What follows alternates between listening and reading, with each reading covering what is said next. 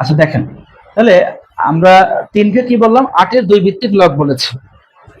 তার মানে 8 হচ্ছে 2-কে 3 আকারে লেখার একটা মানে ভিন্ন একটা রূপ বা পদ্ধতি বা প্রসেস, যেটাই বলি।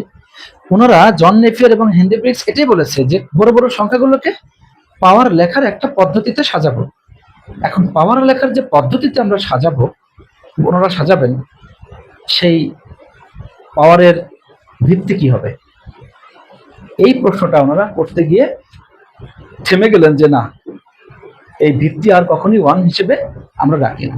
তাহলে একটা বিষয় আপনি খেয়াল করেন, এই যে আমি এতক্ষণ কথা বলছি যে লগারিদম একটা বিষয় দিলাম যে যার ভিত্তি 1 হিসেবে কোনোভাবেই তারা রাখতে পারছেন না। এটা কি এমন কারণ? আপনার একটু মানে একটু প্রশ্ন আসে না, একটু ভাবতে ইচ্ছে করছে না যে আসলে 1 এর মধ্যে এমন কিছু ক্রিয়েটিভিটি আছে? আমরা ইংরেজিতে অনেক সময় বলি যে Allah is everywhere, Allah is everywhere. আল্লাহ সবখানে আছে, আল্লাহর অস্তিত্ব সবখানে আছে। আমি কিছুক্ষণ আগে বলেছি যে আপনি চিন্তা করতেছেন একটা চিন্তা, আপনি লিখতেছেন, এক কলম লিখতেছেন, আপনি 1000 পৃষ্ঠা লিখেছেন। এখন ওই যে 1000 লিখতে কিন্তু 1 লাগে। আপনি বলতেছেন যে আপনি যে আপনার পৃথিবীর সৃষ্টি, পৃথিবী একটা বিন্দু থেকে আসছে। তার মানে একটা বিন্দু কিন্তু ছিল সেখানে, বা একটা স্পেস ছিল বা জায়গা ছিল যেখান থেকে পৃথিবীর সৃষ্টি হয়েছে। আবার এই পৃথিবীতে প্রথমে মানব সৃষ্টির ইতিহাস থেকে আমরা যদি বলি যে পৃথিবী সৃষ্টি হয়েছে এবং সেই পৃথিবীতে একজন মানবকে প্রেরণ করা হয়েছে প্রথম, তিনি ছিলেন হযরত আদম আলাইহিস সালাম। তার মানে সেখানে ওই এক দিয়ে স্টার্ট হয়েছে। তো এইরকম যদি আপনি চিন্তা করেন, আপনি সবখানে একের প্রতিনিধিত্ব দেখতে পারবেন।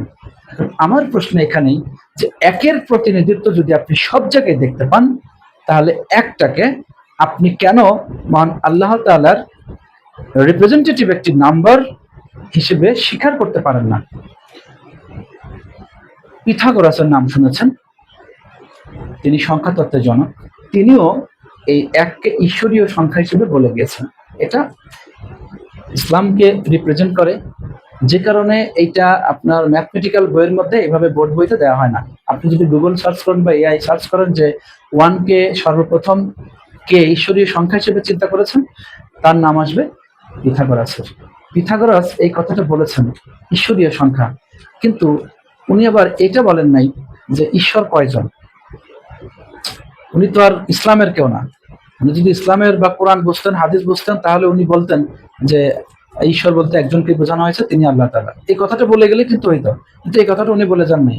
আর যুগের সাথে তাল মিলিয়ে আমাদের পাঠ্যপুস্তকগুলো কেমন ভাবে সাজানো হয়েছে, বা বিশ্ব পরিক্রমা বা বিশ্ব যেভাবে নিয়ন্ত্রিত হচ্ছে, যারা নিয়ন্ত্রণ করছে পাঠ্যপুস্তকগুলো, বিশ্ব মিডিয়ার মাধ্যমে যেভাবে নিয়ন্ত্রিত হচ্ছে, তারা হয়তো বা এটাকে হাইড করে দিয়েছে পিথাগোরাসের এই কথাটা।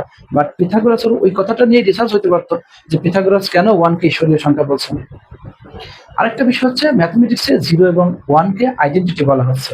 সো আমি এই 1 কে এখানে বলবো যে সবকিছুর পরিচয় দিচ্ছে, সবকিছুর প্রতিনিধিত্ব করছে। সুতরাং 1 হচ্ছে একটা প্রতিনিধিত্বকারী সংখ্যা। এই 1 হচ্ছে তৌহিদ, 1 হচ্ছে একত্ববাদ। এবং সূরা ইখলাসের প্রত্যেকটা আয়াতের সাথে 1 প্রতিনিধিত্ব করছে, 1 সেটাকে ডিফাইন করছে, 1 সেটাকে ব্যাখ্যা করছে এবং সবকিছুর নিখুঁতভাবে সেটার উপস্থাপন করেছে।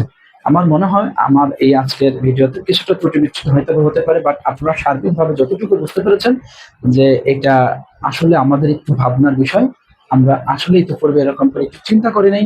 সবই আমরা জানি, কিন্তু চিন্তাটা একটু ভিন্নভাবে যদি করি তাহলে আমরা গণিতকে একটু ভিন্নভাবে এই গণিত